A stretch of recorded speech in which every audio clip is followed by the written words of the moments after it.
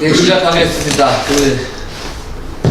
오늘은 이제 니시 153페이지 니시다의 철학과 기독교적 세계관이라고 자가이론을 중심으로라고 하는 건데, 이제 우리 일본이 근대를 받아들이면서 근대 철학이나 사상을 받아들이면서 굉장히 일본 동양 사상과 근대 사상, 서구의 근대 철학을 많이 이제 접목시키려고 많이 노력은 했죠. 그래서 불교도 특별하게 경전에 집착하기보다는, 그러니까 불교 경전 연구가들 별로 없는 것 같아요. 일본 불교에서는 주로 이제 종교사적 관점에서, 비교 종교학적 관점에서 혹은 비교 철학적 관점에서 많이 했는데, 그 중에 특히 우리말로 하면 경도죠. 교토, 그러니까 도쿄 말고 교토. 그 경도 대학의 불교가 굉장히 유명합니다. 저도 잠깐 이제 불교회를 공부를 해볼까 하고 이제 교토 대학에 어플리케이션도 내고 그런 적이 있는데, 결국은 못 가게 됐지만, 교토 학파라 그래서 불교계에 굉장히 유명한 학자들이 많이 배출을 했죠, 불교계. 그 중에 대표적인 사람이 이제 니시다 기타로라고 하는 교토 학파에 어떻게 보면 이제 처음을 열은 사람이라고 할 수 있겠죠. 그리고 우리가 오늘날 쓰고 있는 서양 철학에 관계된 한자어들도 대부분, 거의 대부분이 아니라 거의 99%가 일본에서 만들어진 겁니다. 요즘 와서 이제 우리말로 철학하기 이런 책들도 나오는데 대부분 일본, 중국보다도 먼저죠. 일본에서 대부분 만들어진 거고요. 우리가 서구의 독일이죠. 동독의 극작가였던 브레이트, 그 사람의 이론, 소격화 이론이라는 게 있죠. 소격화 이론은 요즘 와서 이제 우리가 거리두기라고 많이 번역을 하는데, 한 20년 전까지 소격화 했어요. 멀리 사이가 멀리 떨어져 있다는 거죠. 잠깐 말 나온 김에 설명을 하면, 우리가 연기 잘하는 사람들은 메소드 연기한다 그러는데, 요즘에 오히려 브레이트는 연극이랑은 어색해야 된다는 거지. 사람들이 어떤 진실이나 판단에 몰입을 오히려 방해해야지 거기서 자기들의 이론 연극을 보고 감상을 찾는 것이지, 너무 메소드 연기처럼 해버리면 그렇게 되지 않기 때문에 소격화, 거리두기라는 걸, 뭔가를 볼 때 항상 거리를 두고 봐야 된다. 굳이 말하자면 제3자의 입장에서 봐야 된다는 것도 있죠. 우리나라 마당놀이 같은 게 그렇죠. 서구의 연극은 이렇게 쫙 앉아서 앞을 보는 거랑 우리 마당놀이 다 둘러 있잖아요. 그래서 거기서 얘기하다가 애드립이라고 그러지. 갑자기 배우들이, 광대들이 관객한테 말도 걸고, 거기에 따라 결론이 바뀌기도 하고, 일종의 그런 마당극 이론 같은 것들을 브레이트에서 발견할 수 있는데, 소격화. 요즘 이제 거리두기라고 하고, 많은 영어들이 니체 권력의 의지 그런 것도 요즘 와서 이제 우리나라 사람들이 번역하는데 힘의 의지 그러지만, 한 20년 전까지는 니체는 권력의 의지 이런 것도 있고요. 이제 한문 영어인데, 서양 철학과 이제 만나면서 불교를 이제 해석하면서 많은 한문 한자 용어들을 많이 개발을 했고요. 사실은 미국을 비롯한 서구에 불교가 전달되면서 불교 이론들이 전해지면서 가장 서구인들이 참고로 했던 것이 바로 이 근대 이후에 일본의 불교 학자들이었습니다. 제일 앞에 선두에 이제 니시다 기타로라고 하는 사람이 서 있는 거고요. 오늘 이걸 이제 쭉 공부하다 보니까 이런 좀 의문은 들었어요. 꼭 그렇게 서구 철학하고 비교를 해야 되나? 이제 그런 생각도 좀 들었어요. 동양의 사상체계는 동양의 사상체계대로, 서양의 사상체계는 서양의 사상체계대로 연구하면 되는데, 꼭 비교를 해서 그것과 비슷하다라고 하는 것들이 어떤 의미가 있는가도 저는 좀 고민이 들더라고요. 이게 어려워요, 그냥 보면. 이 글을 쓴 이찬수라고 하는 분은 저랑 이제 대학원 불교 전공할 때 같이 공부했던 친구인데, 저보다 나이 나는 서너 살 아래인데, 강남대학이라고 있어요, 수원에. 강남대학 신학과, 지금은 기독교학과로 바뀌었는데, 그 과 이름이 기독교학과 교수로 있다가, 불상에 가서 이렇게 합장한 사진을 자기 SNS에 올렸습니다. 그래서 학교를 잘렸어요. 그래서 잘려가지고 이제 오랜 소송을 해서 결국 복직 판정을 받았죠. 그래서 그동안 밀린 임금도 다 받고, 그러던 차에 이제 BK라는 프로그램이 있어요. 문교부에서 교육부에 돈을 대주는 거. BK가 브레인 코리아. 브레인 맞지? 그래서 각 대학마다 이제 강의는 하지 않고 연구 교수들처럼, 그래서 보면 어느 대학 BK 교수 이렇게 뜨는데, 서울대학교 이제 BK 교수로 있죠. 지금 이찬우라고 하는 친구는. 그만큼 이제 실력을 인정받는다는 거죠. 서울대 종교학과 교수는 물론 아니지만, 하고 이제 BK 교수로 갈 정도로 그렇게 지금도 아주 활발하게 활동을 하는 친구가 쓴 겁니다. 그래서 보면 늘 얘기하지만 우리가 서구 철학이 제일 고민했던 게 보편과 개별.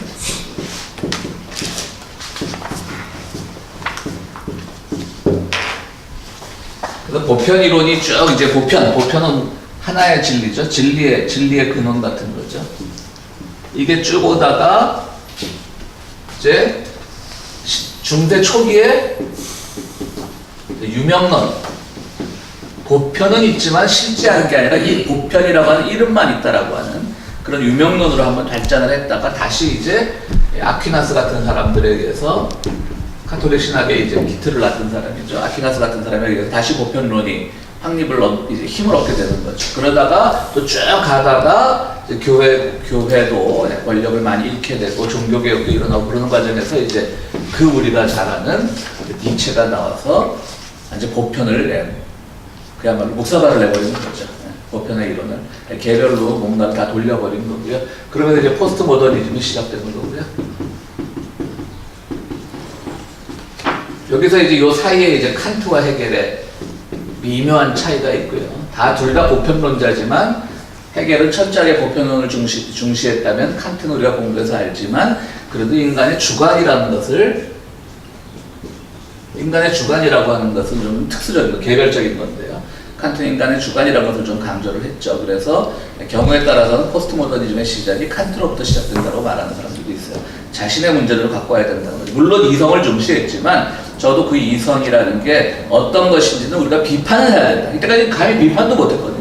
이성이라면 있는 거야, 이데아라면 있는 거야, 보편적 진리라면 있는 거야. 그렇게만 하다가 칸트에 와서 비판적으로 한번 읽어보자. 실천 이성이 됐든 순수 이성이 됐든 그렇게 하면서 이제 궁극적으로는 이성 쪽에 무게를 뒀지만 칸트도 주관을 가져왔기 때문에 말씀드렸듯이 포스트 모더니즘의 이제 효시로 보는 사람들도 있고요. 그렇게 되면 쭉 와서 지금은 이제 다시 요즘 이제 21세기의 지제, 데리다, 들레전 조금 이거보다 전세대니까 빼고요. 이런 사람들이 주로 하는 것들이 뭐냐면 이제는 보편과 개별을 한번 합쳐보자는 거죠. 그러니까 보편은 아니야. 그러니까 이제 지제는 늘 헤겔을 재해석해서 플라톤으로 돌아간다는 거예요. 그러니까 보편이 무너지니까 개별이니까 개인의 개성은 살았지만 너무나 또 세상이 그렇게 뭔가 근거도 없고 대의도 없고 이렇게 무너져가는 것들도 많이 경험한 거죠. 예를 들어 경제로 넘어가 버리면 신자유주의 같은 게 어떻게 보면 굉장히 개별적인 거죠. 적어도 우리가 보수적인 경제학자지만 경제학은 잘 모르지만 우리가 피상적으로 말할 때 아담 스미스의 국부론 같은 것들은 보편적인 거죠.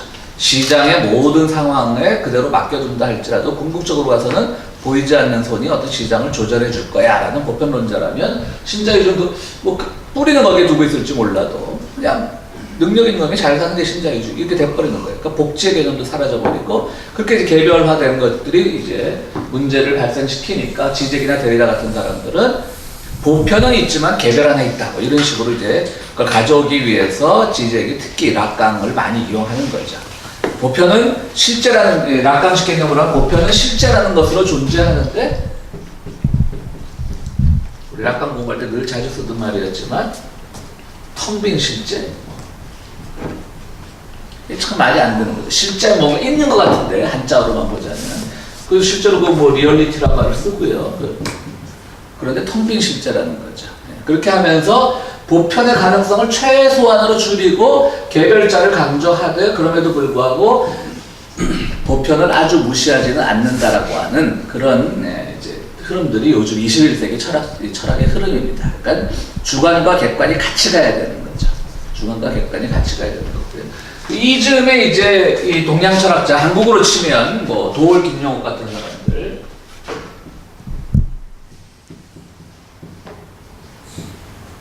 어떻게 보면 한국에서 이 사람이 지금 한 70대 중반 초중반 되는데 어떻게 보면 도올 김용옥이 한국에서는 최초로 서양 철학을 우리말로 동양적인 걸로 풀어쓸 수 있는 능력을 가졌던 최초의 사람이면 틀림없습니다. 괴짜긴 괴짜지만 요즘 이제 이 사람이 다 이제 그러니까 이 양반이 지적이나 대리라까지 쫓아가지 못한 것 같아. 그러니까 이 양반이 요새 선호한 건 뭐냐면 이제 한국사, 뭐 독립운동사, 뭐 이승만 뭐 이쪽으로 많이 도움이 돌았죠. 어쨌든 그러나 도올 김영이 처음으로 우리나라에 와서 그거를 했던 것은 뭐 이 서양 철학을 동양 철학과 접목시키면서 재해석했던 그 공은 아주 큰 사람이고요. 이 사람들이 주장했던 게 뭐냐면 뭐 특히 김영옥이 이제 한동안 한국 철학에 빠져 있을 때 동학, 그다음에 유교 중에 기학 쪽, 기. 그러니까 이게 에너지죠, 에너지. 그러니까 우리가 이기 이원론 할 때 이는 이데아에 가까운 거고요. 기는 어떻게 보면 개별자에 가까운 거죠. 그래서 뭐 최한기라는 사람이 조선 말에 독기학설이라는 책을 썼는데 그것도 번역해서 내고 이쪽으로 이제 막 가면서 결론을 뭐라고 내렸냐면 결국 서양 놈들이 플라톤 이후로 몇천 년 동안 고민해온 거 동양에서 중국에서 이미 다 깨우쳤던 것이고 이미 뭐 도덕경이나 이런 도덕경도 번역해냈죠. 도올 김영옥이 그래서 도덕경도 번역해내면 다 이미 깨우쳤던 거다 이제 이런 식으로 결론을 내서 지금 이제 동양 철학의 부흥을 일으킨 거는 이제 충분히 인정해줄만 한데요. 여기서 뭐가 문제가 있냐? 맞아요. 뭐 도덕경을 봐도 그렇고 이 보편과 특세 문제가 그 불경에서도 그렇고 도덕경에서도 그렇고 이미 일찌감치 해결된 건 맞아요. 그건 맞는데 서양은 아무래도 그 역사가 중시되는 기독교라고 하는 역사 종교가 있었단 말이에요. 역사의 흐름이라는 게. 그러니까 서양은 이까지 오는 데 있어서 많은 뭐 논쟁과 고민과 문명과의 그 상관관계 이런 것들을 많이 거쳤던 반면에 뭐 동양 사람은 우리가 뭐 천재라고 아까 우리 이제 다음 주 오리엔탈리즘을 하기로 했는데 결정을 해버려야지. 김혁씨 아직도 좀 연구하고 있다 지금. 그리고 결정했다뇨. 두 명 지금 두 분이 나왔어. 제일 많은 두 분이. 마오는 돼. 네? 마오. 이하고. 두 분. 나머지는 다 뭐든 해도 다 따라오겠다는. 우리 케빈 선생님이 저거 해주셨고 법으로 읽는 유럽사. 2대1이야 현재. 역전될 수도 있어요. 태희 씨하고 김혁씨에 따라서. 저 항상 마이너 쪽에 손듭니다. 이 사람 가수 아니야, 한동희? 카톨릭 신부야. 그 라틴어 교본이라고 그 아주 유명해진 사람이지. 라틴어 수업인가 그거. 라틴어 교재를 아주 재밌게 써가지고 그걸로 유명해진 사람이지. 그래서 어쨌든 그 서양에서는 뚝 떨어져 아니 동양에서 뚝 떨어져 버린 것 같은 거예요. 그러니까 그 고민의 과정이 없었어요. 그러니까 그거는 왜 중요한 것 같아요. 이들이 먼저 진리를 발견했다. 근데 어떻게 진리냐? 굳이 나쁘게 얘기하자면 이런 또 이제 뭐 제가 동양학에 대해서 반대하는 사람 같이 보일 수 있는데 굳이 나쁘게 얘기하자면 그냥 고민하기 싫으니까 이런 결론을 쉽게 내려버려요.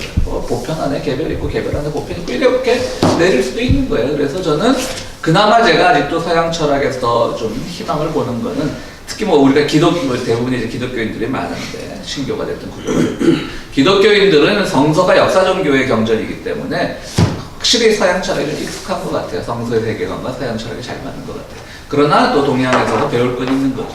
그래서 이제 니시다라고 하는 사람도 여기서 이제 바로 이런 보편과 개별의 문제가 이미 화엄사당, 특히 불교 안에서 다 해결이 됐다라고 그렇게 말을 하고 있는 거죠.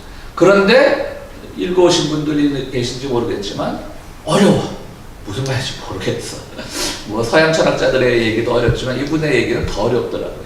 그러니까 굉장히 너무나 이제 이거를 서양 철학과의 그 같이 해석을 하기 위해서 서양 철학과 만남을 시도하기 위해서 억지로 갖다 붙이지 않았나? 내가 니시다라고 하는 그 대가의 사상은 잘 모르지만 좀 그런 느낌도 받고요. 네, 거기서 이제 한번 우리가 몇 가지를 생각해 보도록 하겠습니다.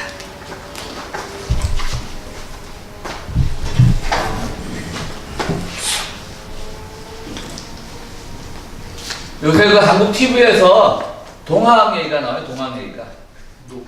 녹두라고 하는 드라마가 시작됐어요. 그래서 제가 드라마 잘 안 보는데 보기 시작했는데 어쨌든 지금 초반이라 그런지 아직 그렇게 뭐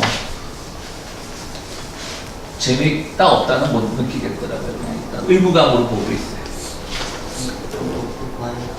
그 다음에 이제 요번 토요일부터인가 이몽이라고 달을 이자 꽃목자 써서 요즘 이제 우리나라 그 독립운동사에 아주 영화 그 뭐죠 암살 이후에 스타로 등극한 김원봉 얘기가 이제 뭐 5월 4일부터 한다 그러더라고요. 그래서 드라마 한동안 안 보다가 갑자기 보고 싶은 드라마가 2개나 생겼는데 근데 이제 김원봉 역할을 유지태가 하더라고요. 근데 유지태는 연기가 좀 딸려가지고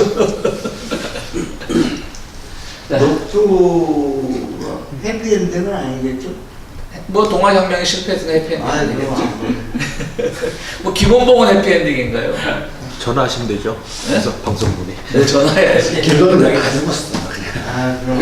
저 지금이나 딴 얘기인데 그래서 우리가 그 인글로리어스 바스타르즈라고 하는 그 영화를 제가 좋아하는 게 거기서 다 보면 영화가 마지막으로 가면서 이게 주인공들이 실패할 거라고 이제 좀 이 서양 역사 2차 대전사를 조금 알아도 두려운 거예요. 왜? 히틀러가 그 파리에서 안 죽었다는 건 다 알잖아요. 그리고 저 주인공들이 결국 비참하게 끝나고 이 작전은 실패로 돌아가겠구나. 영화 보셨죠? 근데 다 죽여버리자. 히틀러도 저 파리에서 죽여버렸는데 그게 아주 서양 그 감독들의 그 미국 감독들의 자신감인지 뭐 고증 그런 거 없어 이거지. 근데 그것도 있어요. 고증도 얘기가 좀 빗나가는데 고증도 옛날에 우리가 허준이라는 드라마 잘 알잖아요. 근데 허준의 스승이 나와요 거기. 그 예진아 씨 아버지인가 뭐 그. 그 사람 유지태. 유지태 아니고. 유지태. 그 극중 이름이 그러고 배우는 얼굴은 지금 도는데. 이순재죠.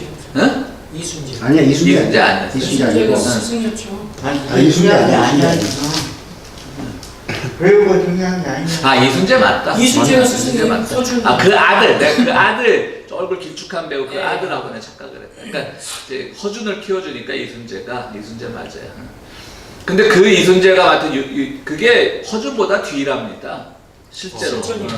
실존 인물력으로는 부대 사람인데 이제 그걸 위해서 그렇게 만든 거죠. 근데 그거에 대해서는 우리가 고증 뭐 극적인 거니까 극중 인물이니까 그 고증이 잘못됐다 이렇게 말하지 않잖아요.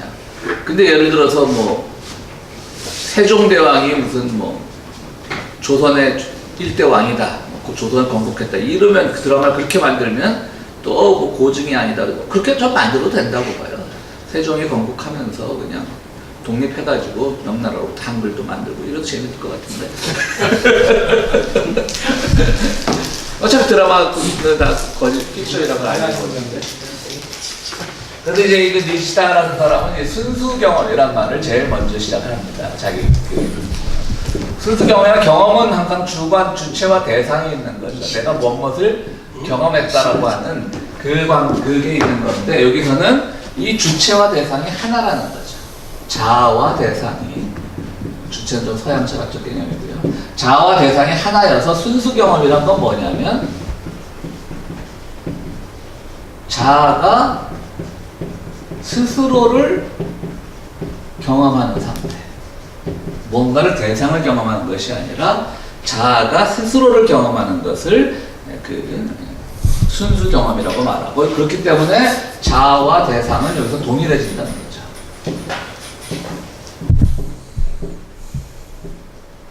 뭐 이런 설명이 굳이 또 불교적인 설명은 아니겠지만 굳이 얘기하자면 내가 어떤 상황을 경험하는데 그 상황도 역시 나를 동시에 경험하고 있는 것들 뭐 그런 게 되겠죠. 그러니까 경험 내가 어떤 영화를 보면 영화 속에서 내가 몰입되는 내가 영화를 보는 관객이지만 동시에 영화가 내 안으로 들어올 수도 있거든요. 그런 것들 영화가 나를 보고 있다는 개념 그런 것들이 바로 이제 순수 경험이라고 말할 수 있는 거고요. 이거는 그래서 이 순수 경험이란 거는 분화 이전에 그러니까 뭔가 나뉘어지는 분화 이전의 경험이라고 이렇게 얘기를 합니다. 분화 이전에 뭔가가 이렇게 나눠지는 그런 분화 이전의 경험이고요. 그러니까 우리는 뭔가를 이해할 때 뭔가 세상을 다 분화된 그러니까 서구 철학이 그랬던 거죠. 서구 철학이 분화돼서 이 대상이냐 이데아가 있느냐 우리는 뭐 이데아의 그림자만 보느냐 이런 말처럼 항상 이것이 분화가 돼서 말하는 건데 이 순수 경험이라는 것은 뭔가 대상이 분화되기 이전에 그런 경험이 있는데 불교에서 말하는 이 자아라고 하는 것은 바로 그것이다. 그러니까 어떻게 말하면 곰인 거죠. 곰에서 뭐 내가 어디 있고 네가 어디 있겠어요. 그러니까 그 안에서 모두가 하나 되는 순수한 경험이라는 점에서 이제 순수 경험이라는 말을 이렇게 하고 있습니다. 그 다음에 유일 실제로서의 의식 현상, 이게 이제 우리 단원별로 이렇게 나가는 건데요.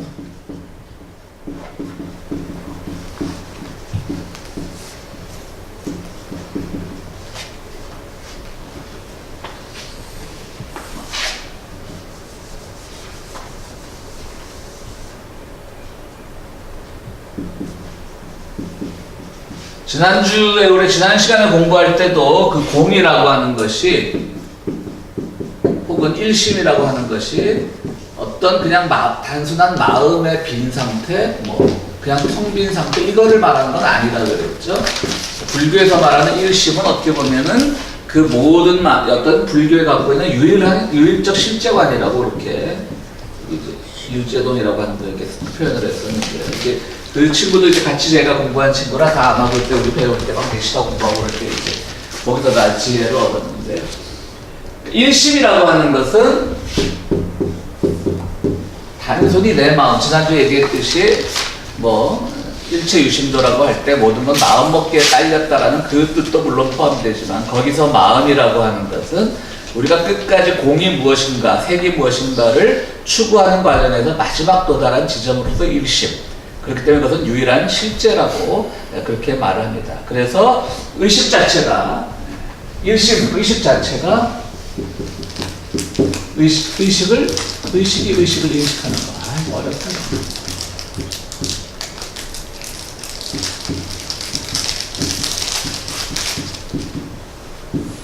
불교는 말로 설명해서 되지 않는 종교 같아요. 이해하시겠어요, 이 말? 의식이 의식을 의식하는 상태? 근데 저는 이게 공부하면 아까 예습을 하면서 보니까 어느 정도는 이해가 되는 것 같아요. 근데 말로 표현을 못하겠어요. 이런 다니면서 내 의식을 스스로 반추해보는 것, 그래서 이 판단에 있어서 내 의식 작동이 옳은가를 한번 반추해보는 것들, 너무 쉽게 설명하자면, 굳이 설명하자면 그렇게 좀 그런 느낌을 받았고요. 그것 이상의 어떤 느낌은 좀 왔던 것 같아요. 여러분들도 한번, 이거는 뭐 말로 설명이 되지 않는 것 같아요. 너가 뭐 할 말이 있어요? 또 그렇게 니시다 얘기입니다. 다. 그래서 여기서 이게 뭐냐면 이제 의식이라고 하는 건요. 유식불교라는 게 있어요. 유식불교. 나중에 나온 건데 모든 불교는 이제 맨 처음에 뭐 불교에도 흐름이 많아요. 중관도 있고요. 그러니까 일종의 유교의 중용 비슷하게 가운데 입장에서 뭐 이쪽이나 저쪽으로 치우치지 않는 입장, 가운데서 본다는 중관 사상도 있었고요. 뭐 공이라는 것도 있었고요. 근데 한동안 이제 자리를 잡았던 것이 뭐냐면 유식불교인데 이 유식불교가 왜 중요하냐면 서양 사람들한테 설명하기는 제일 좋아요. 사실은 인식론의 범주거든요. 그러니까 모든 것은 식이라는 거예요. 알매 달려 있다는 거예요. 그러니까 유일적 실제로 공도 아니고 고는 관도 아니고 볼관자 관도 아니고 모든 것은 다 식에 달려 있다는 거예요. 그래서 맨 처음에는 아니 비설신, 그래서 맨 처음에는 눈으로 아는 것, 맨 처음에 탁 보면 눈으로 아는 것, 그다음 뭐 뭐 귀로 들어서 아는 것, 뭐 비, 뭐 이렇게 뭡니까 코로 이렇게 냄새 맡아서 아는 것, 뭐 설, 신, 몸으로 가는 것, 탁 하면서 육식까지, 육식이 이제 반야식이에요. 반야식, 지혜로 아는 것. 그런데 이게 나중에 또 80사상까지 가요. 70은 제가 기억이 안 나는데 80은 알라야식이라고요. 막 이렇게 하는 거예요. 그러니까 이게 자꾸 이분들도 일종의 이렇게 가면 뭐냐면 이게 토마스 아퀴나스의 그 신존재증명처럼 신은 어떤 사건이 발생하면 거기에 봐서 원인이 있다는 거죠. 원인 거슬러 올라가면 모든 것을 발생케 한 제1원인이 있다는 거죠. 그게 하나님이라고 하는 거죠. 그게 토마스 아퀴나스의 제일 신존재 증명인데요. 따지고 보면 해겔도 마찬가지죠. 그 아퀴나스의 영향을 많이 받았다고 할 수 있죠. 그래서 신이라는 것만 싹 빼버리고 쭉 올라가다 보니까 절대 정신이 있는 거예요. 가이스트라고 하는 것이 있는 거예요. 마찬가지로 불교도 좀 고민이 됐던 거죠. 그러니까 이거는 뭐 불교가 아까 말씀드렸듯이 뭐 불교나 도교가 처음부터 뭐 보편이냐 그 개별이냐의 문제는 처음부터 해결한 장점은 있었지만 그걸 다시 풀어나가려다 보니까 뭐 모든 사람들은 서구건 동양이건 다 똑같으니까 사람들이 생각하는 거예요. 그러니까 고민이 됐던 거죠. 그러니까 일식 일식을 알기 위해서 다음엔 이식이 있고, 이 30, 40, 50, 60까지 갔는데, 60까지 갔는데, 그거를 그럼 가능케 하는 식은 또 뭐냐? 그래서 7식이 나왔고, 그 다음에 8식이 나라야식이 나왔고, 나중에는 10식까지 가요, 막. 근데 끝이 없네, 그러면. 그럼 또 다시 쭉 돌아가서 아무것도 아니다, 이제 공무로 가는 거고.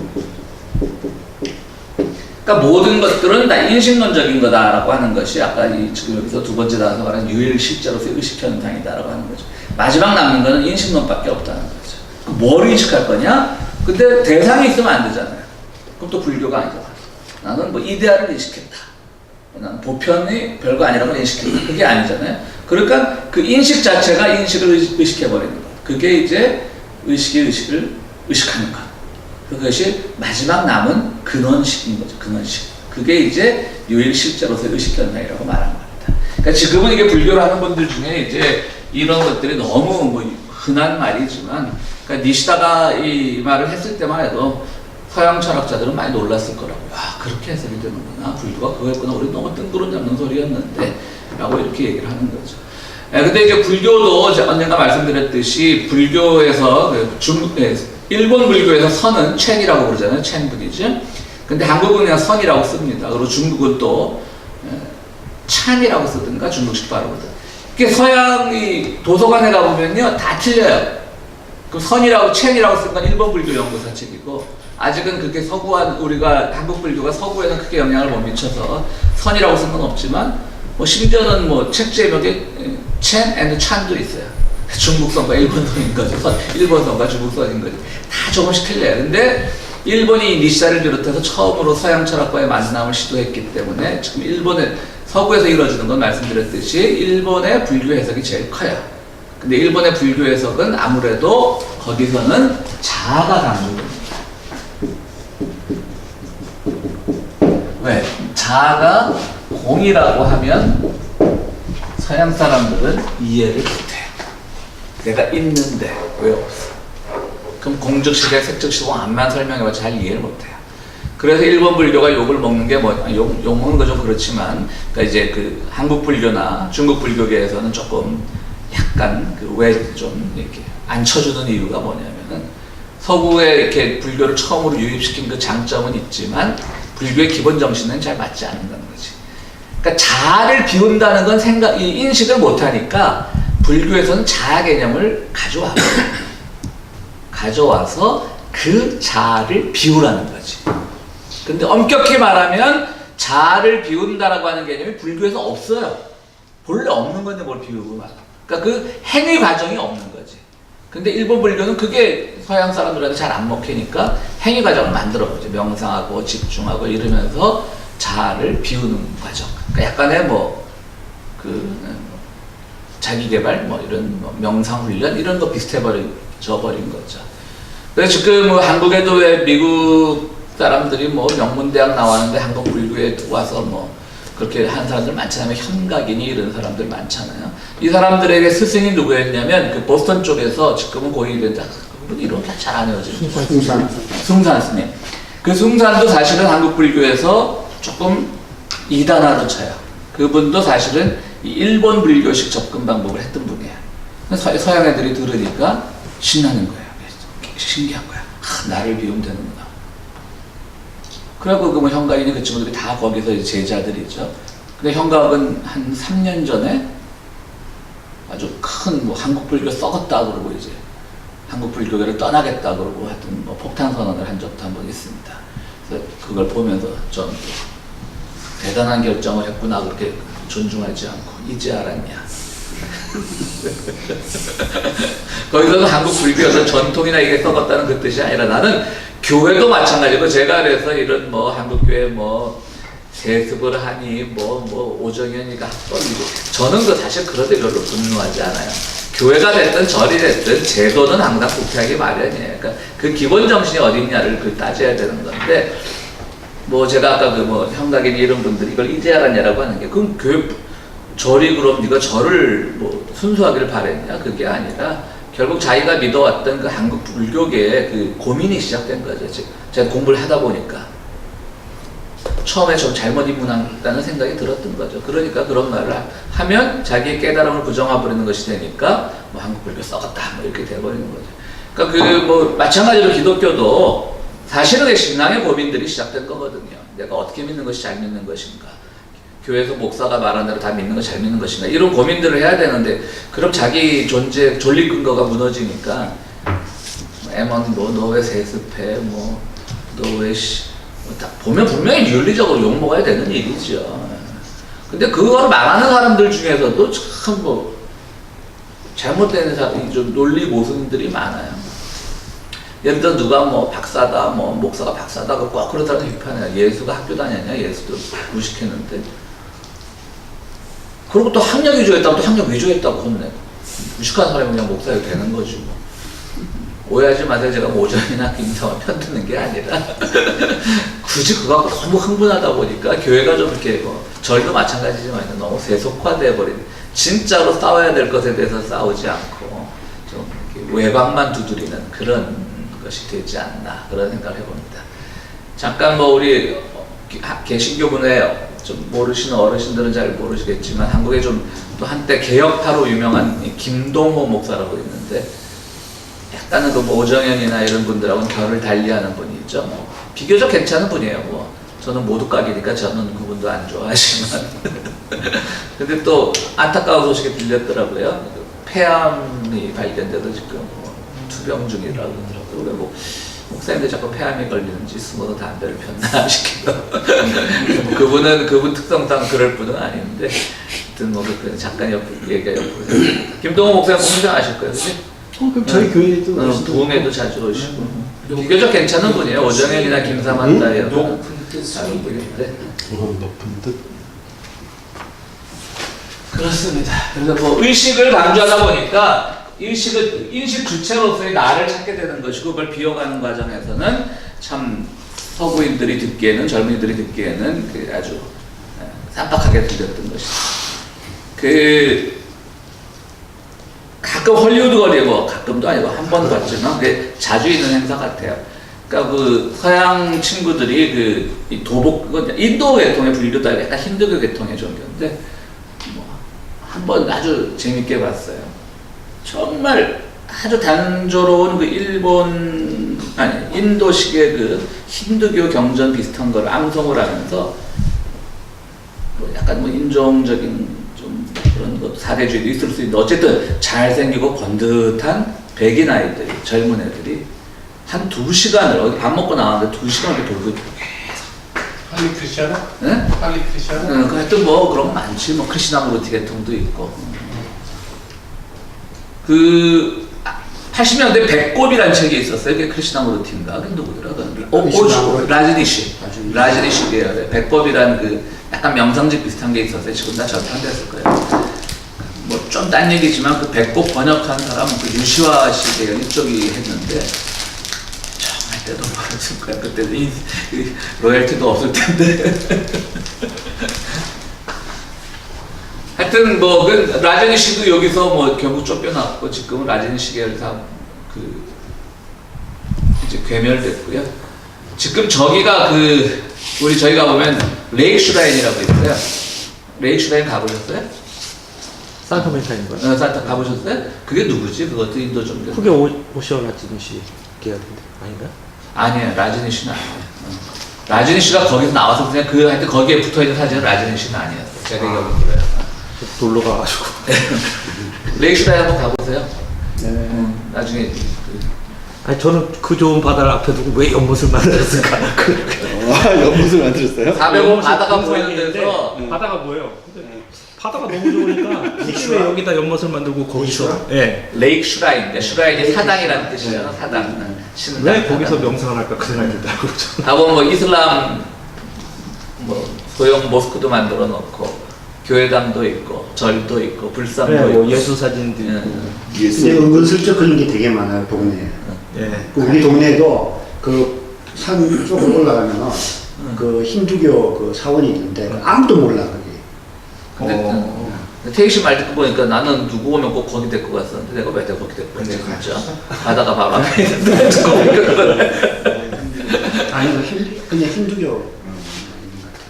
그래서 그런 사람들이 뭐 우리가 뭐 이 다른 종교를 공부하는 시간에 그걸 뭐 폄하할 수는 없겠지만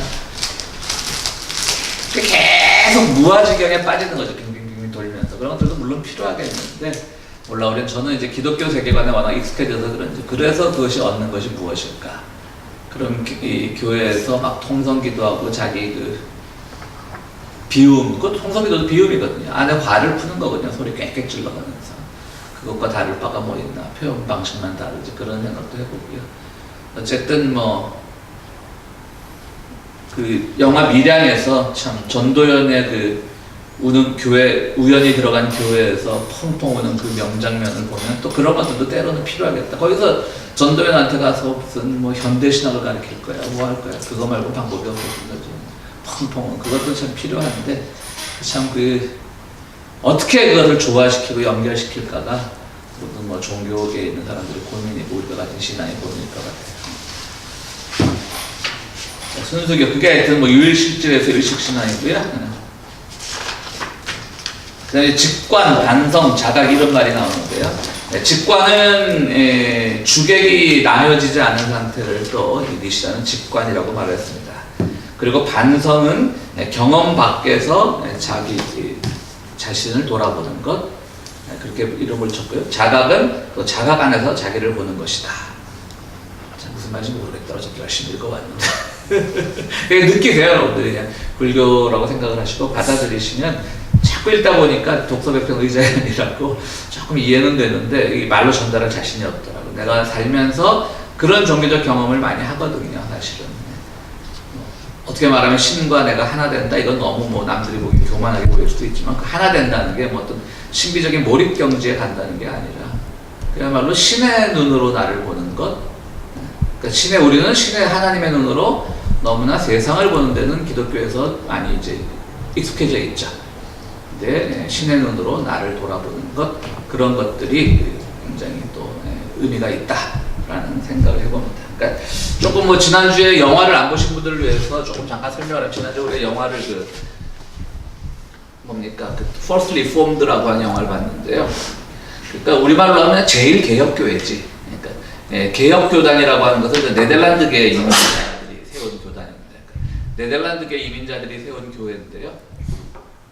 그 영화는 정말 뭐 요즘 유행하는 말로 지금까지는 이런 영화는 없었다. 이거는 교회 비판 영화인가 사회 비판 영화인가. 뭐 다 차치하고 거기서는 이제 환경 오염을 이제 문제를 앞에 놓고 고민하는 목사 얘기인데 그 환경 오염도 불교식으로 얘기하면 하나에 던져지는 화두예요. 거기에 몰입되면 안 되는데 자꾸 거기에 자꾸 그래서 이 영화가 굉장히 사회의식적인 영화다. 그게 아니에요. 그러니까 사회 그냥 그죠? 그건 하나의 화두지. 그게 그건 무슨 환경 문제가 아니고 무슨 사회적인 폭력 문제다. 그 사람 거기에 빠져 들었을 거예요. 그렇죠, 맞아요. 근데 목사가 이제 극단적인 환경론자의 아내가 자기 교회에 나와서 우리 남편이 환경운동하다가 캐나다에 잡혀 들어갔다 나왔는데 좀 너무 극단적 간다. 그래서 이제 그 사람 만나보라. 이래서 근데 그 남자가 자살을 하고 이런 과정에서 목사가 자기 개인에 대한 이제 고민이 있으니까 자기도 돌파구로서 사실 돌파구거든요. 물론 우리가 사회 개혁도 해야 되고 사회 문제에 관심도 가져야 되지만 거기서 이제 그 사람을 대신해서 자기가 그 사람 자살한 사람 그라지에서 자살폭탄 조끼가 발견이 됐어요. 그래서 목사가 맨 처음에는 그 환경 기업을 이제 폭파시키려고 사전 낙사를 해. 그런데 와서 우연히 그 자기를 후원해주던 큰 교회 목사와 그 환경 기업의 대표하고 밥을 먹다가 생각해보면 이게 아닌 거야. 그래서 교회를 파괴를 하는 게 또 이제 나한테 주어진 과제다라고 해서 그 조그만 교회, 한 교회 서너 명 앉아 조그만 교회 목사인데, 그러니까 후원 교회가 도와주는 거죠. 먹고 살 수 있을 만큼. 그 조그만 교회 목사인데 그 250주년 오래된 이민 초기인들이 세운 교회 250주년 기념 행사에 자살 폭탄 조끼를 딱 입고 거기 뭐 주지사, 큰 후원 교회 목사, 그다음 그 환경 기업의 대표 다 오는데 거기서 이제 자살하려고 하다가 이제 우여곡절 끝에 어떤 여인을 보고 마음이 바뀌었고 이제 자기 학대로 가는 거지. 어디 교회 마당 정리하다 주둔 그 철조망으로 자기 몸을 막 꽁꽁 묶는 거야. 근데 그 위에 이제 또 하얀 목사 가운을 하여튼 그런 얘기인데 거기서 보면 사회 문제도 아니고 자신의 문제가 결국은 사회로 투영될 수도 있는 거고 사회 문제. 자기의 문제가 해결이 안 된 거예요.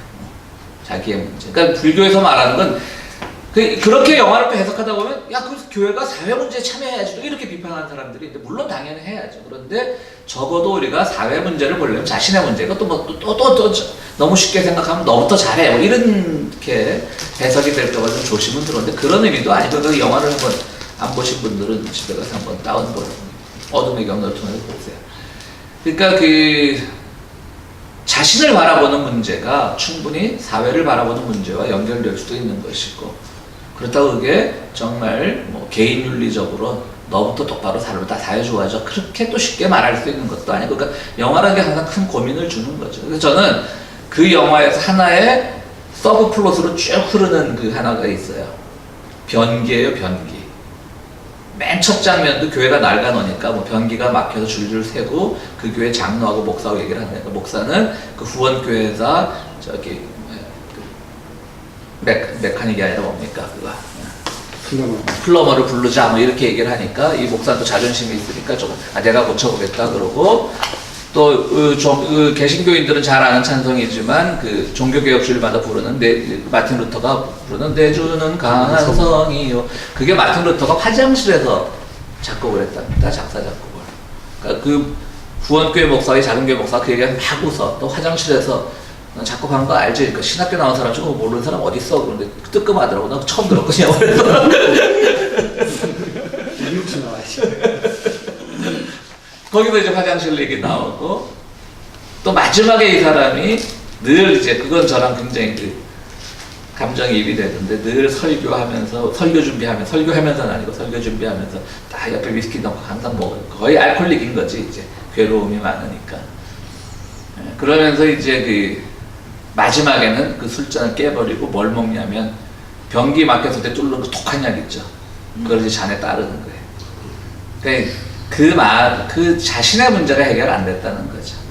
그거부터 해결하고. 근데 거기서 이슈 중에 하나가 자기 그 아들이 죽는 그렇죠. 거에 대한 그게 이제 충분히 자기 풀지를 못한 거잖아요. 그러니까 이제 이 집안은 뭐냐면 군인 집안이야. 또 아버지도 군인이었고, 아들은, 그러니까 이 주인공은 그러니까 군목으로 이라크로 갔다 온 사람이고, 그래서 우리 집안의 전통을 세운다는 핑계로 아들 하나를 이라크에 파병 보냈다가 안 가도 되는 거잖아요, 미국은.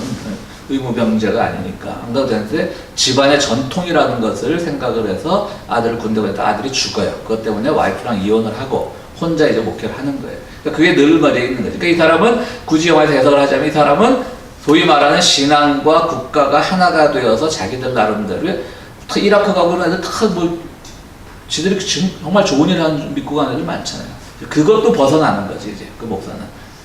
그 집안의 전통이라는 미명 아래, 또 우리 미국이 하는 일은 항상 옳았다는 그런 착각 아래서 해왔던 판단들이 지금 자기 가정도 지키지 못했고 자기도 지키지 못하고 있는 그런 것들. 그다음 교회 뒤에는 그게 미국 독립운동 때 아마 거기가 좀 유명했었나 봐요. 그러니까 딱 독립운동 때 그 연방기 딱 걸려 있고 하여튼 그런 얘기예요. 근데 얘기가 옆으로 빗나가는데, 그러니까 불교에서 자의식을 찾는다라고 하는 비판적인 사람들은 뭐 솔직히 말 저도 좀 그런 데서 비판적인데, 너무나 이것이 내면화된 신앙이어서 사회 문제를 외면하고 그렇게 한 것처럼 보일 수도 있고 솔직히 그런 오해의 소지도 있지만, 그러나 결국은 나를 찾는다라고 하는 문제는 사회 개혁과 더불어서 끝까지 함께 지고 가야 될 고민인 거죠. 그런 것 같아요. 잠시 쉬었다 하겠습니다. 이 니시다가 하는 말은, 우리가 출애굽기, 성경 출애굽기에 이 모세가 이제 야훼를 만나서 당신 이름이 뭐냐 그러니까 나는 나다라고 말한 것이 이제 불교의 그 자아의 원리다. 그러니까 나는 나다는 아무런 말이 없잖아요. 주어와 수어가 같잖아요. 나는 나다. 주어와 수어는 달라야 되는데, 뭐 나는 아무개다 혹은 뭐 나는 뭐 걸음을 뭐 잘 걷는다, 뭐 잘 뛴다. 그 수어가 달라야 되는 건데, 하나의 문장이 되려면 나는 나다라고 하는 데서 그 수어가 같아지는 것, 그게 바로 이제 절대무라고 얘기합니다. 결국 그 얘가 자꾸 돌고 돌던데, 뭐 제가 니시다의 책을 직접 읽어본 적은 없으니까, 예전에 읽어보고 요새 이 책에 다 읽지 않았으니까 모르겠지만 절대무가 이루어지는 공간은 또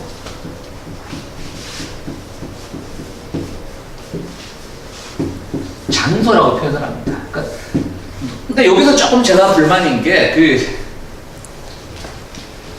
뭔가를 공간이 있어야 되고 이게 서구 철학적으로 신학이 되거나 예를 들어서 뭐 모세가 하나님을 만났다고 호렙산이라고 하는 공간이 있잖아요. 근데 자꾸 이것을 굳이 그렇게 서양인들의 구미에 맞게 설명을 하는 것이 과연 옳은가라는 의문이 들더라고요. 그래서 이 사람은 바로 이 절대모, 자아와 대상이 하나가 되는 것.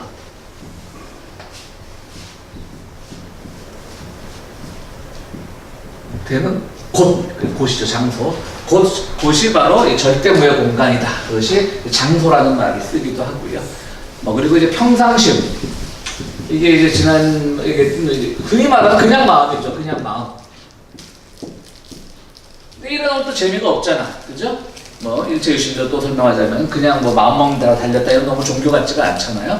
그러니까 또 이제 이분은 평상저라 그래서 근저에 있는 어떤 평상저에서 모든 그 대립이 초월되고 모든 갈등이 초월된다. 이런 얘기들을 계속 이제 하고 있습니다. 그러니까 이 책을 그 니시다의 그 원전을 읽어봐도 더 헷갈릴 것 같아요. 그나마 이찬수 박사가 잘 설명을 해놔갖고 우리가 이 정도 이해하는 건데. 그러면서 이제 저는 이걸 보면서 참된 이 뒤쪽에 가서 몇 가지 제가 오늘 좀 감명을 받은 것, 저희 영감을 주게 참된 생명은 죽음까지 포함한다.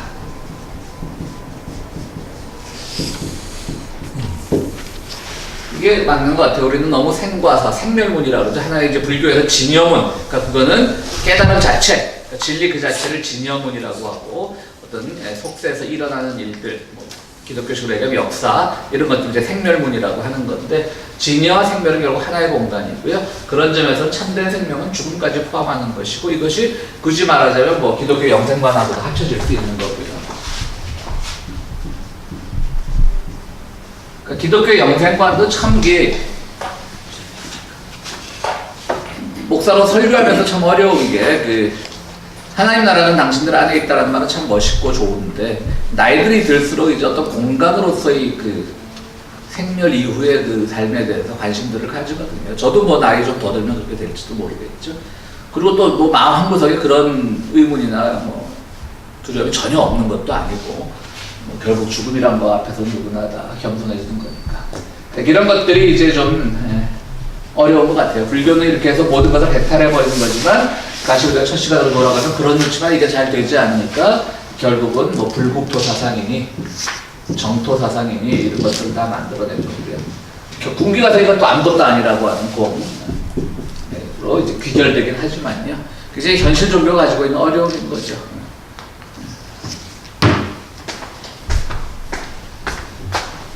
그러니까 죽어도 살았다라는 게 아직 살아있는 사람의 평가지 죽은 사람 건 아니잖아. 그렇죠. 모르잖아 죽은 사람이. 그렇지.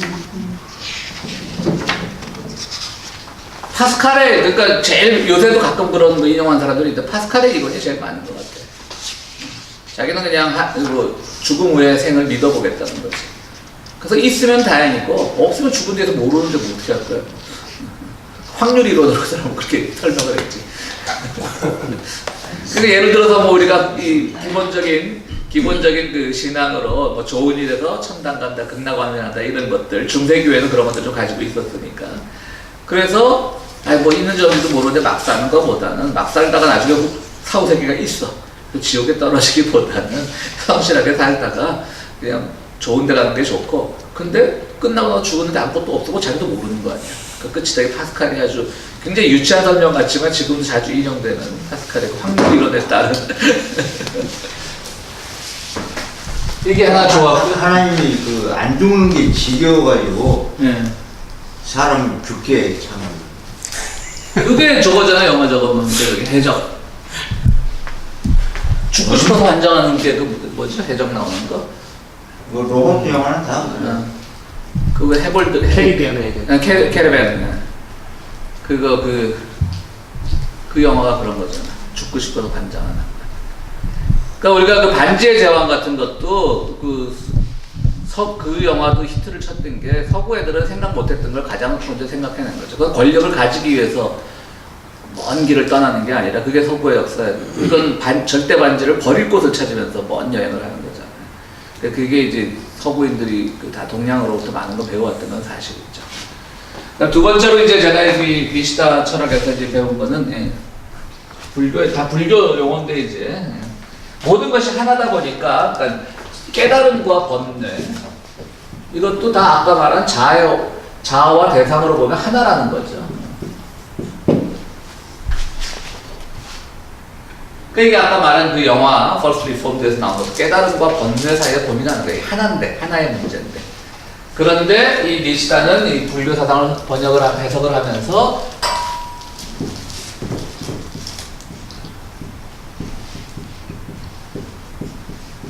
저는 이 말이 참 와닿더라고요.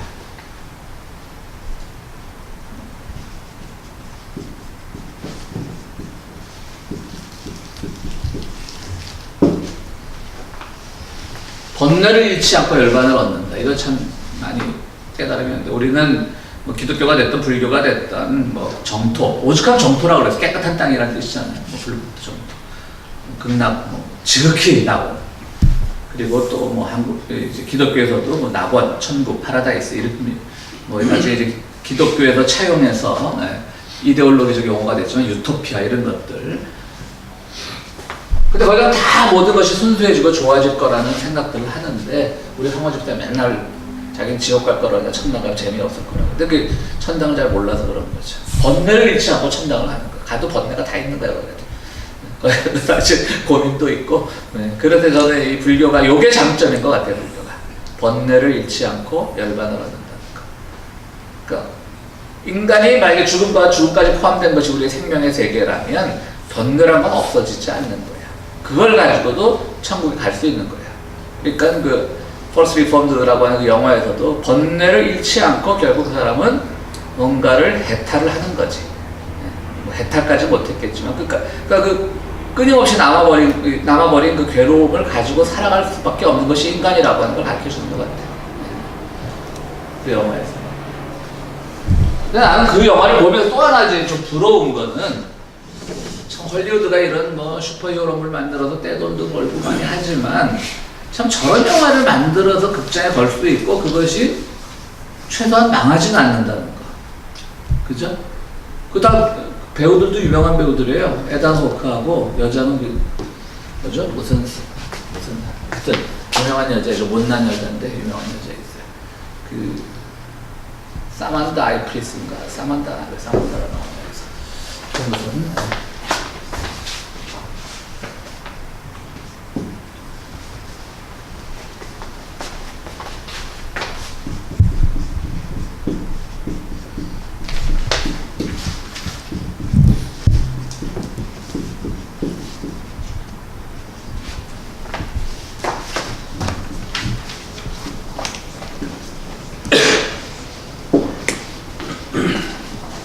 신이 비신이 될 때 신이 되는 것이 아니라 인간이 된다는 거죠. 이게 불교의 기본 원리라는 거죠. 그래서 여기서 이 용어로 뭐냐면 이게 어디 갔어? 뒷장에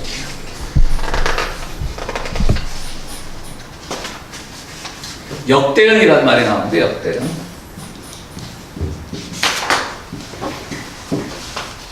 기독교에서는 신의 입장에서 인간을 보는 거였다면 불교는 인간의 입장에서 신을 같이 보는 거. 그러니까 신이라고 하는 거 꼭 불교에서는 뭐 무신론적 종교니까 깨달음이라고 그렇게 생각하면 되겠죠. 이 교차해서 볼 수 있다는 거죠.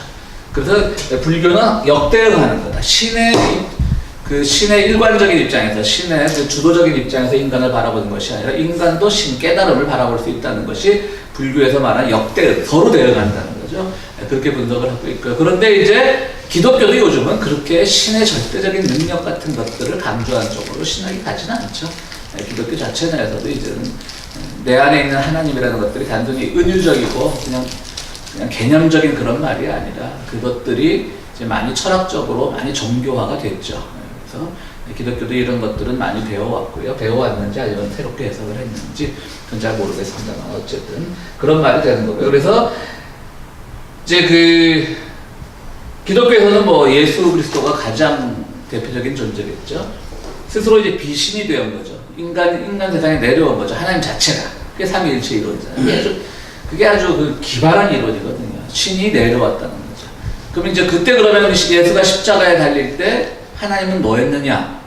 라는 질문을 던진 사람이 제일 어리석은 사람이죠. 그거 상징적으로 해야지. 하나님 뭐였는지 어떻게 알겠어요?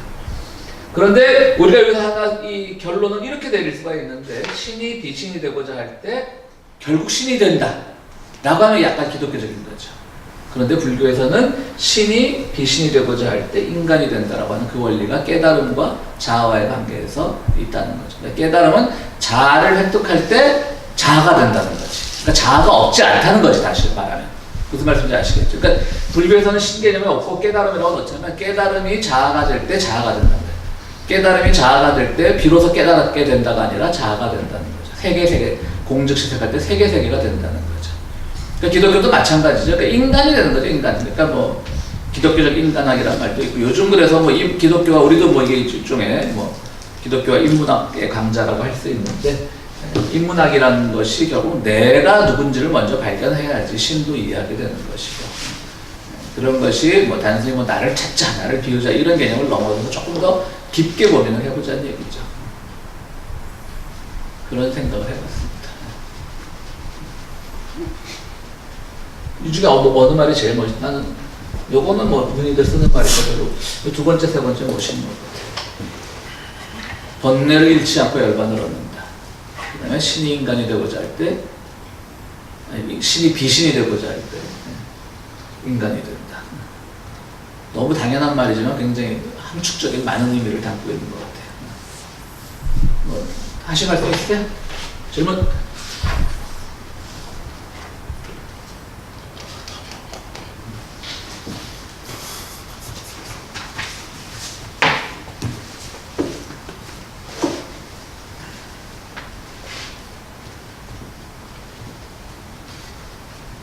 오늘 두 번째 단원, 이건 뭐 간단하게 끝나겠습니다. 구약성서의 예언자의 대립과 원어의 통합 사이의 변증법, 민중적 관점에서라고 하는 성공에 대한 이제 김은규라고 하는 구약학 교수인데 이 친구는 저랑 또 학부 입학 동기입니다.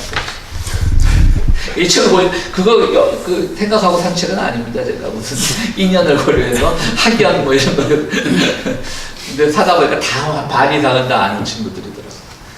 이제 이 친구도 성공회에 대해서 이제 구약학을 전공하고 있는데 그 이제 아버지는 한국 구약 1세대 구약학자 중에 김찬국이라는 사람이 있었어요. 그 민청학년 잡혀가고 막 박정희가 교수들 해직시키고 그럴 때 김동길과 더불어 유일하게 김동길은 사학과 교수였고 이제 김찬국 이분은 신학과 교수였는데 둘 다 이제 해직이 됐죠. 근데 이제 김동길은 지금 이상하게 추하게 늙어가고 있고 김찬국 박사는 벌써 한 20년 됐을 거예요. 치매로 이제 은퇴하고 나서 치매로 고생하다가 워낙 대학 다닐 때 존경을 받아놓으니까 뭐 설날이면 찾아가고 그랬었는데 제자들도 못 알아볼 정도로 치매로 고생하다가 세상을 떠났고요. 그 친구는 또 아버지의 대를 이어서 이제 구약학으로 성공회대학 교수로 있습니다.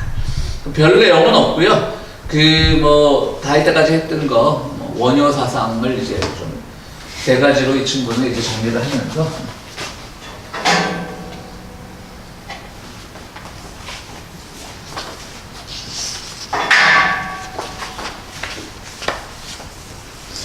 원효가 아무래도 화엄의 대가니까 치매가 낫다고요? 아니 변절되기 전에 이분은 치매가 안 걸리고 지금 살아있어도 변절할 뿐은 아니에요. 사람이 제가 군대 갔다 오니까 복직이 돼서 이분한테 구약 과목을 몇 개 들었는데 별로 이렇게 정치적 욕망도 없는 분이에요. 그냥 목회자로서 신학과 교수로서 그냥 아이들 잡혀가는 게 안 되니까 아이들 편들었다 해직당한 거지. 그렇게 정치적으로 자기 생각이 있던 분이 아니니까. 김동길 같은 사람은 저런 그게 세죠. 그러니까 배신하는 거고. 대부분 자기 정치적 욕망이 있는 사람들이 많이 배신을 하거든요. 김문수나 이런 사람들. 그래서 이제 우리가 뭐 늘상 해왔던 얘기지만 원효의 사상은 이제 일심이고 그 다음에 또 화쟁이고 그러니까 분쟁을 조화시킨다는 거죠. 분쟁을. 그래서 그 다음 하나는 무해, 사사로움이 없다, 걸림이 없다. 이렇게 이제 우리 김원규 교사 원효 사상을 세 가지로 정리를 하면서 결국 그 일심이라는 것은 어떤 마음의 세계, 모두 공과 유를 다 극복하는, 공과 유를 다 포함하는, 공과 유를 다 포함하는. 그러니까 뭐 일즉다, 또 다즉일. 맞죠? 이게 적자. 일즉다, 다즉일. 이게 일심이기 때문에 여기서 하나의 그 많은 것 중에서 하나의 진리를 발견해 나가고 또 하나에서 많은 것들이 파생되는 그런 진리를 보자라고 하는 것들. 그것도 이거는 말은 쉽지만 이거는 그야말로 우리가 명상하고 스스로 깨달아야만 될 것 같아요. 이거는 뭐 진짜 말로 표현이 안 되는 것 같아요. 굳이 뭐 기독교 입장으로 얘기하면 삼위일체 같은 것들, 1은 3이고 3은 1이고 뭐 이렇게 할 수 있는데 결국은 그 일심이라고 하는 것은 모든 걸 포용하는 거예요. 그런데 포용이 자칫 잘못되면 그냥 좋은 게 좋은 거다 이렇게 될 수 있잖아요. 그래서 저는 그 일부에서는 기독교적 유일신과는 뭐 배타적 유일신과라고 비판하는데 저는 거의 동의하지 않는 게 일이라고 하는 것은 모든 걸 포용하는 거기 때문에 사실은 그 물론 구약에서 유일신관 때문에 많은 뭐 잔인한 그 토벌도 있었고 하지만 늘상 한 얘기지만 그거는 다 허풍이거든요, 허풍.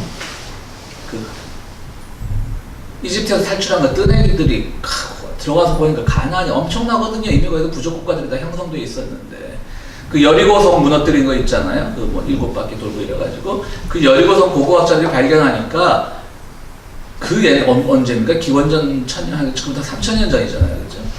이미 그 쌀알이, 이 벼알이 나왔는데 그 도정 기술이 있었다고요. 방앗간이 있었다는 거예요. 3000년 전에. 그리고 뭐 주판 비슷한 계산기도 발견이 됐고요. 주판하고는 다르겠죠. 주판은 중국에서 나왔습니다. 그런 셈법 기계도 있고 굉장히 발전한 문명이죠. 그뿐만 아니라 또 많은 족속이 있어요. 여리고성이 어차피 제일 마지막 무너뜨린 데잖아요. 한 40년 역사 동안에. 그런 거 보면 이 뜨내기들이 거기서 뭐 이기려면 잔인해야죠. 혁명인데, 혁명.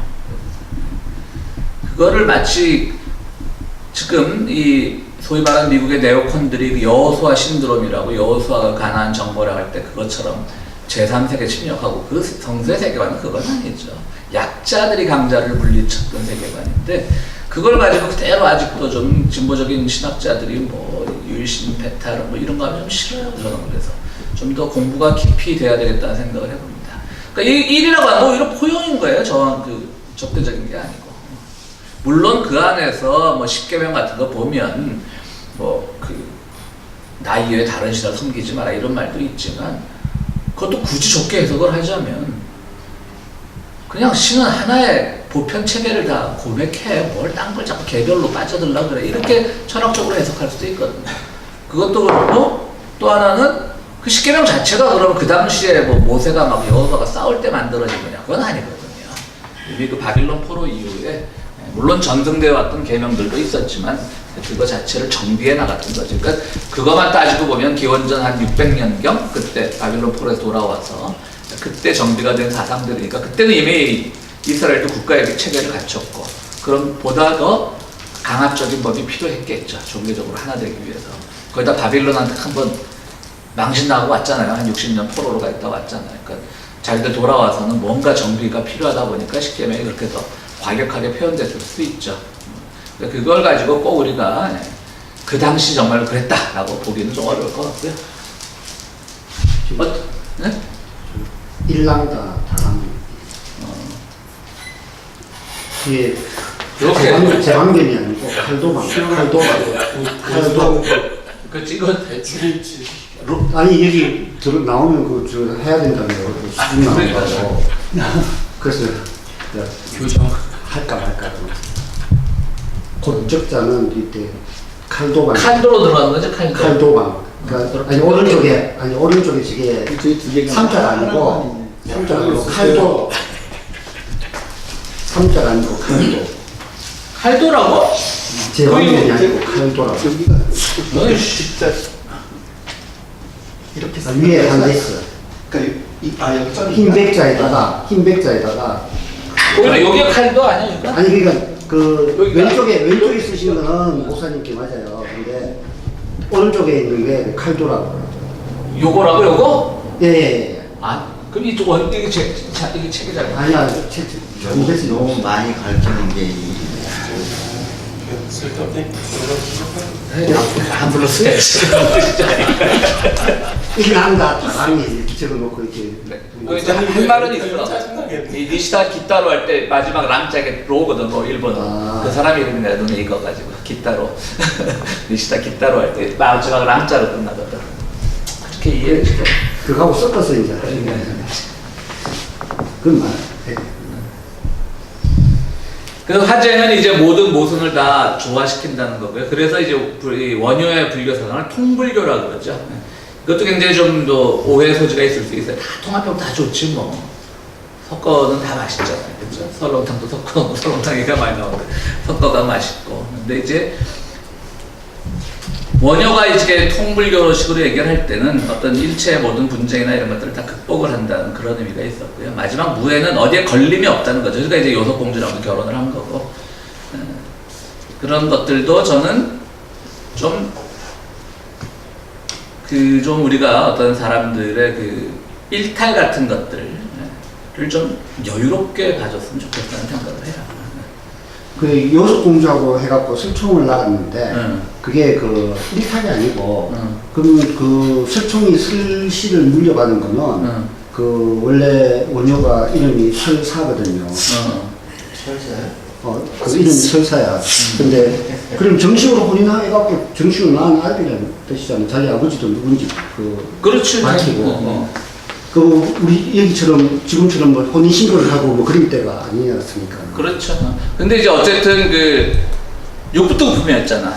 원효는 왕족이 아니었지. 왕족은 아니었죠. 육두품이니까 그런 것들에서 일탈일 수 있는 거지. 그 보면 그 책이 있었는데 소설이 누가 또 빌려가서 안 가져왔는데 거기 보면 그런 좀 일탈적인 장면이 많이 있어. 이 두 권으로 된 한국 여성 작가가 쓴 책이 있는데 그 요소 이야기 그 책이 있는데 거기 보면 많은 일탈적인 장면. 그런 것들을 이제 삼국사기나 한국 묘사에서 이제 그 조그만 에피소드를 확대해서 이제 해석을 한 거지. 그런 것도 있고 뭐 결혼을 했다는 것 자체도 물론 그 신라 시대 불교는 결혼을 할 수도 있고 아니라 그 인류 역사예요. 근데 그 언제부터 그 성녀들이 그 결혼을 못하는 게 관습가 되었어요? 조선 시대 들어왔을 거예요. 그러니까 못한 게 맞는 거지. 저게 없는 거지. 그 파트너가 없는 거지. 중한테 시집 가려는 사람이 없는 거지. 왜냐면 천민 취급을 받았으니까 조선조 들어와서는 가서 뭐 누가 그렇게 뭐 살라 그러겠어. 그리고 그 전에는 그러면 결혼하는 것도 그럼요. 괜찮았다는 거예요. 그리고 좀 딴 얘기지만 우리가 그 뼈대 있는 집안이란 말도 신라 골품제에서 나온 건데 아시죠? 그 고리 뼈골자잖아요. 그때부터 이제 좀 이렇게 골품제에서 상위에 있으면 그 뼈대 있는 집안인 거고. 그것도 다 웃기는 얘기들인 거지. 그래서 제가 이제 질문을 던지려는 뭐냐면, 그리고 이제 승려들이 결혼을 못 하다가 일본 불교가 들어오면서 일본 불교는 결혼을 하거든요. 그래서 이제 또 일부에서는 한용운이 이제 결혼을 했거든요, 마네가. 네. 그래서 근데 뭐 독립운동가들 중에 요즘 뭐 한창 또 독립운동가 까면서 다 변절했다는데 요즘 새로운 연구들은 다 변절하진 않았더라고요. 뭐 한용운 하나만 변절 안 했다 뭐 이런 말도 한동안 있었는데 뭐 기독교권이건 뭐 천도교권이건 변절 안 한 사람도 있었고. 근데 이제 뭐 한용운이 이제 변절 안 했지만 일본식 불교를 받아들였다. 아내가 있었다. 이걸로 또 비판하는 사람들이 있어요. 그건 아닌 것 같아요. 그것까지 우리가 좀 봐줘야지. 나 요즘 제일 말 안 되는 얘기가 뭐 한국 트와이스라는 아이돌 그룹의 일본 출신의 여자아이가 뭐 그 일왕 바뀐 것에 대해서 자기 감상 썼다고 그렇게 욕을 먹고 있어요. 그 일본 아이가 자기네 왕 바뀌었으면 당연히 뭐 근데 지금 이번에 새로 레이와 쓰는 그것은 그렇게 좀 전향적이고. 그렇죠. 그러니까 뭐 일본 학자들은 우리 정서상으로는 일본 뭐 천황이라고 안 부르고 일왕이라고 부르지만 그렇지만 그걸 좀 뭐 어쨌든 아베의 그 극우적인 정책이나 이런 것들을 일본 현재 지금 아키토 그러니까 이제 퇴임한 왕 아키토가 그나마 뭐 정치적으로는 아무런 힘이 없지만 상징적인 힘이 있으니까 그나마 그 평화헌법을 수호하려는 사람이라는 거죠. 그런데 이번에 새로 된 왕도 오히려 아버지보다 더 한 걸음 더 나간 존재라는 그런 분석가들의 이야기들이 있더라고요. 그러니까 뭐 밉지만 어떡하겠어 일본하고 같이 살아야 되는데 아베가 일본을 대표하는 건 아니니까. 그리고 또 요번에 뭐 그 트럼프한테 가갖고 아베가 아주 굴욕을 당했잖아요. 근데 그것도 우리가 일본 정서 봐서는 뭐 고소할 수 있지만 그것도 트럼프를 어떻게 알아? 우리 문재인 대통령 가서 그렇게 당할 수도 있거든. 그럼 또 우리 언론을 조중도 얼마나 뭐 무시당하고 있냐 그럴 거야. 그러니까 그거는 트럼프가 잘못한 거야. 그거는 그냥 그런 매너 없는 짓을 한 거지. 그래도 국가 간에 말까지 한 거 보셨죠 동영상? 가까우지 말아요. 스탑 했잖아요. 입 모양으로 스탑. 올라오지 마. 올라오지 마. 이제 와. 푸틴하고 김정은 만난 것도 푸틴이 워낙 지각하니까 그걸 알고 김정은이 더 늦게 나가서 뭐 우리처럼 이렇게 북한을 전향적으로 보는 사람들은 뭐 고소하다 그러지만 푸틴도 잘못한 거고 뭐 독일 같은 나라는 그래도 강대국가 아니에요. 독일 그 메르켈도 4시간인가 기다리게 했잖아요. 그게 무슨 매너냐고. 옛날 푸틴이.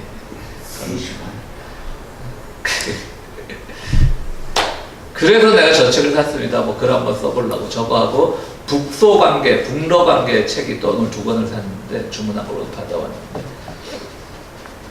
그러니까 예전에 그 우리가 전쟁과 인민할 때 좀 얘기했지만 그 러시아가 북한하고 굉장히 북한을 막말로 개무시했더라고요.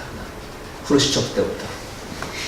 근데 참 김일성도 그 과정에서 그거를 완전히 자기 편으로 만드는데 우리 같은 외교 인식 방법으로 김일성이 가서 막 통사정하고 그럴 거 아니에요. 근데 그게 아닌 거야. 항상 어떤 러시아에서 무슨 회의가 열렸는데 중국에서는 주를 내려왔어요. 그러니까 주를 내면 당시에 모택동이 2인자였잖아요. 근데 북한에서는 누가 갔냐면 서열 6인과 7위를 보냈어. 그 지금 소련하고 그래서 미중소가 그러니까 미중소가 아니라 중소 그때 소련이니까 중소 북한이 회담을 하는데 그런 또 자존심도 있더라고. 그래서 그것도 한번 좀 공부 좀 해봐야 되겠다는 싶은 마음에서 책을 2권을 사가지고 그 중에 한 권이 저거.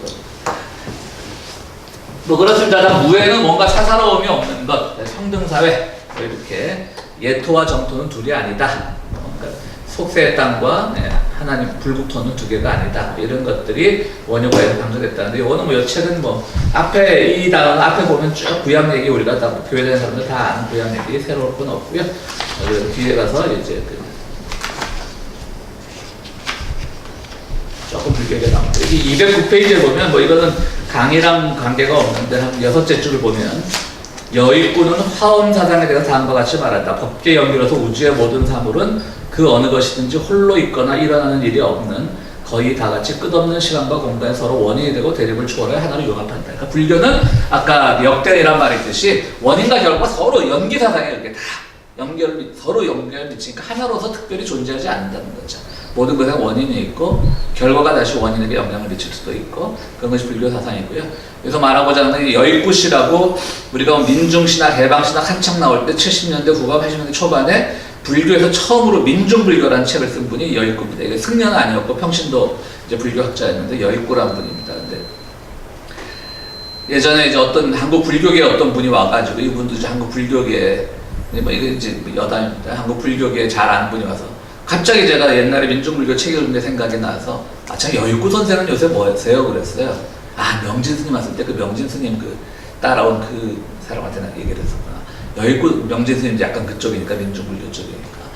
그래서 그 비서한테 여의구 씨는 뭐 하겠어요? 여의구 선생은 예전에 내가 뭐 한번 뭐 불교 세미나에서 본 적도 있는데 그랬더니 뭐 중요한 얘기는 아니고요.